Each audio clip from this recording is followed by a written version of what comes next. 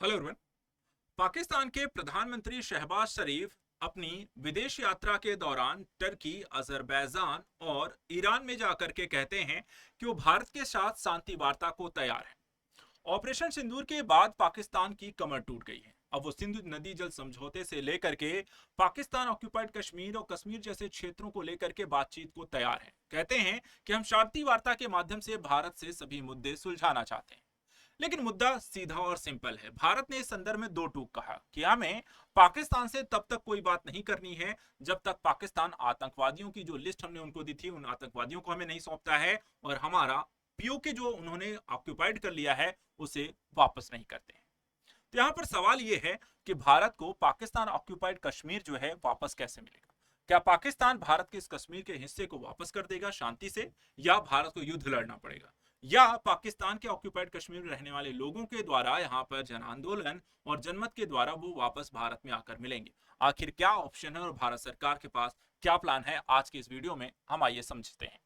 सबसे पहले देखा जाए जो कहानी यहाँ पर शुरू होती है, वर्तमान समय में दो तरीके के जो पाकिस्तानी जो पीएम है वो लगातार भारत से मात खाने के बाद अब विदेशों में घूम घूम कर कह रहे हैं कि भारत के साथ हम बातचीत को तैयार हैं, भारत हमसे बातचीत करे, जल समझौते को लेकर के बातचीत हम करेंगे, हम सारे मुद्दे बैठ करके यहाँ पे शांति सुलझाएंगे, हम पहल कर रहे हैं, भारत हमारी बात सुने। और इस तरीके को लेकर के वो देश देश जाकर के चिल्ला रहे हैं, देश देश जाकर के गुहार लगा रहे हैं कि भारत सरकार हमारे साथ मिलकर के बात करे। वहीं दूसरी तरफ भारत सरकार के एकदम सीधा और सिंपल सा दो टूक है कि देखिए ये है हमारा पीओके, आप हमारा पीओके हमें वापस कर दो, आतंकवादी जो वहां पर हैं जिन्होंने हमारे यहाँ कई सारी विभत्स घटनाओं को अंजाम दिया उन्हें हमें वापस दो, उनको हम सजा देंगे, उसके बाद बातचीत होगी। हमारा एकदम स्टैंड क्लियर है, आतंकवाद के साथ अब आपके साथ कोई भी बातचीत नहीं होगी जब तक आतंकवाद समाप्त नहीं होता है। अब ऐसी स्थिति में सवाल बहुत सीधा और सिंपल है कि कैसे मिलेगा पीओके वापस। ये जो हिस्सा यहां पर है जो पाकिस्तान के द्वारा ऑक्यूपाइड कर लिया गया है, ये हमें वापस कैसे मिल जाएगा और वर्तमान समय में इसको लेकर के क्या गतिविधियां चल रही हैं। सबसे पहले देखिए, वर्तमान समय में आपको मैं समझा दूं इस घटना को यहां पर समझने से पहले, आखिर जो जो पूरा कश्मीर का क्षेत्र है वो एक दो नहीं बल्कि 7 अलग अलग हिस्सों में डिवाइडेड है और पूरा जो घटनाक्रम है वो काफी विवादित है। अगर आप हिस्से को देखें, ये टोटल 7 हैं, जम्मू कश्मीर के फिलहाल आपके 7 हिस्से हैं। और ये देखा जाए जो तीसरा यहाँ पर हिस्सा है वो और चौथा, तीसरा और चौथा जो हिस्सा है यहीं पर आपका पीओके का एरिया आता है, आजाद कश्मीर का एरिया आता है, गिलगिट बाल्टिस्तान का जो एरिया आता है वो सब इसमें आते हैं। एक एक करके समझते हैं। सबसे पहले आपका पहला हिस्सा जो कि जम्मू कश्मीर है, जो कि भारत एडमिनिस्ट्रेशन यानी कि भारत सरकार के अंतर्गत आता है और भारत के कह सकते हैं कब्जे वाला या भारत के हिस्से वाला या भारत का यहाँ पे कश्मीर है, जो इस समय यहाँ पे प्रशासित हो रहा है, भारत सरकार के अंडर में है। दूसरा ये हिस्सा है, ये हिस्सा जो है आपको 1947 में बंटवारे से पहले जो है जम्मू कश्मीर रियासत के कब्जे वाले हिस्से को अंग्रेजों ने चीन को दे दिया था, यानी तब ये भारत का यहाँ पर हिस्सा था, अंग्रेज शासन करते थे और अंग्रेजों ने ही चीन के साथ एक समझौते के तहत कश्मीर के उस हिस्से को उनको सौंप दिया था। उसके बाद जो तीसरा हिस्सा यहां पर आप देखें तो ये है आपका, जिसके लेकर के बात हो रही है, तीसरा और चौथा हिस्सा, ये है आपका पीओके गिलगित बाल्टिस्तान वाला एरिया, और ये चौथा जो है जिसे आजाद कश्मीर यहां पर कहता है पाकिस्तान इसे। इन दोनों हिस्से को यहां पर जब तक भारत इसे वापस नहीं लेता है तब तक यहां पर मुद्दा बातचीत से नहीं हल होगा। लेकिन इसके अलावा भी देखा जाए तो कुछ हिस्से हैं, नंबर 5, नंबर 6, ये नंबर 5 और नंबर जो 6 हिस्से हैं ये 1963 में पाकिस्तान ने इस हिस्से को जहां अवैध तरीके से कब्जा किया था, और नंबर 6 में अक्साई चीन जिस पर 1962 में जंग में चीनी सेना ने यहां पे कब्जा कर लिया था। यानी कि अभी भी देखा जाए नंबर 2, नंबर 5 और नंबर 6 जहां पर चीन का कब्जा है, नंबर 3, नंबर 4 जहां पर देखा जाए तो पाकिस्तान का कब्जा है, और नंबर 1 और नंबर 7 जहां पर भारत का कब्जा है। नंबर 7 क्या है? सियाचिन ग्लेशियर, जो भारत के वर्तमान समय में हिस्से में है। इस टोटल 7 हिस्से में से दो हिस्से भारत के पास हैं, 2 हिस्से पाकिस्तान के पास हैं और 3 हिस्से देखा जाए तो आपको चीन के पास है। अब मुद्दा इसी के कारण से यहां पर गर्मा जाता है कि भारत क्या ऐसी स्थिति में दो मोर्चों पर जंग लड़ने के बाद उसे यह हिस्सा यहां पर वापस मिलेगा, क्योंकि चाइना और पाकिस्तान दोनों ने ही यहां पर आपको कब्जा कर रखा है। और इस कारण से अभी देखा जाए तो चीन ने खुले शब्दों में यहां पर कहा कि हम पाकिस्तान का सपोर्ट करेंगे, जब भारत ने ऑपरेशन सिंदूर लॉन्च किया था पाकिस्तान के विरुद्ध। तो देखा जाए तो ऐसी स्थिति में अगर भारत को पीओके वापस चाहिए तो भारत को हो सकता है चीन पाकिस्तान के दोनों से युद्ध लड़ना पड़ेगा।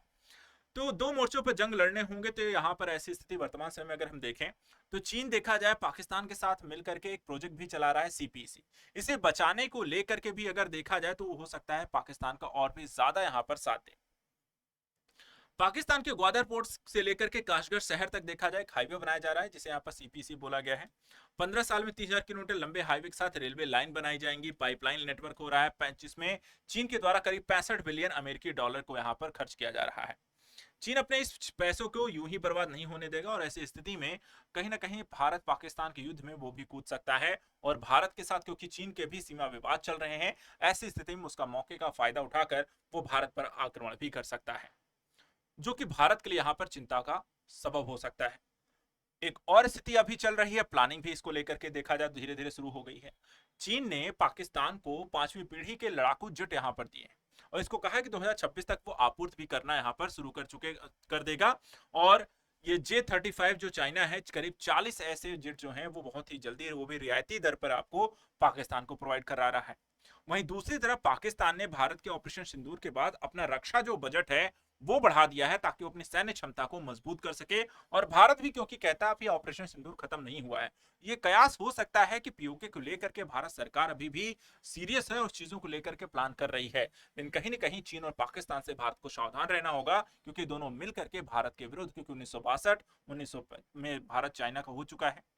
उसके अलावा गलवान घाटी की झड़प हमने अभी हाल में चाइना के साथ देखी है। चाइना के द्वारा भारत पाकिस्तान के विरुद्ध जब भी युद्ध हुआ है तब चाइना ने खुल करके पाकिस्तान का समर्थन किया है। तो ये जो घटनाक्रम है वो भारत के लिए यहाँ पर फायदेमंद नहीं है। ऐसी स्थिति में एक बहुत अच्छा मुद्दा क्या हो सकता है कि पाकिस्तान के जो लोग हैं या पाकिस्तानी ऑक्यूपाइड कश्मीर में जो लोग यहाँ पर रह रहे हैं, वो अगर पाकिस्तानी सरकार के विरुद्ध यहाँ पर विद्रोह कर देते हैं, चाइना के सीपीसी प्रोजेक्ट को यहाँ पर वो तोड़ देते हैं, तहस नहस कर देते हैं और एक बड़े स्तर पर यहाँ पर आंदोलन करते हैं और वहां की सरकार को उखाड़ कर फेंक देते हैं और भारत में शामिल होने को लेकर के यहाँ पर यूएन को यहाँ पर शामिल होना पड़ जाए, तो ऐसी स्थिति में बिना खून खराबे के एक जनमत के माध्यम से और बिना सेना और यहाँ पर बाकी लोगों के अटैक पीओके भारत को वापस मिल सकता है। तो स्थिति बहुत ही सीधी और सिंपल है। पहला, या तो आपको युद्ध के माध्यम से उस क्षेत्र को वापस लिया जाए जो आपका है। दूसरा, उस क्षेत्र के रहने वाले लोगों के द्वारा यहां पर जनमत के माध्यम से उस सरकार को हटा करके भारत में शामिल हुआ जाए। तीसरा, अंतरराष्ट्रीय यहां पर समझौते के माध्यम से पीओके को वापस किया जाए और पाकिस्तान इसे वापस कर देता है, तो भारत यहां पर उन चीजों को लेकर के समझौता हो सकता है। यानी 3 अलग अलग स्थितियां हैं। पाकिस्तान फिलहाल तो मुझे नहीं लगता है कि वो खुद से यहां पर आपको वापस करेगा।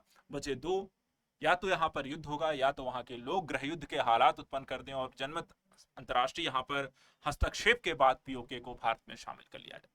तो 3 प्लान है, 3 स्तर है, 3 ऑप्शन है, क्या सही है क्या नहीं है, लेकिन पीओके हमारा है और इसको लेकर के आज नहीं तो कल पीओके हमारा होगा और भारत में ये शामिल होगा।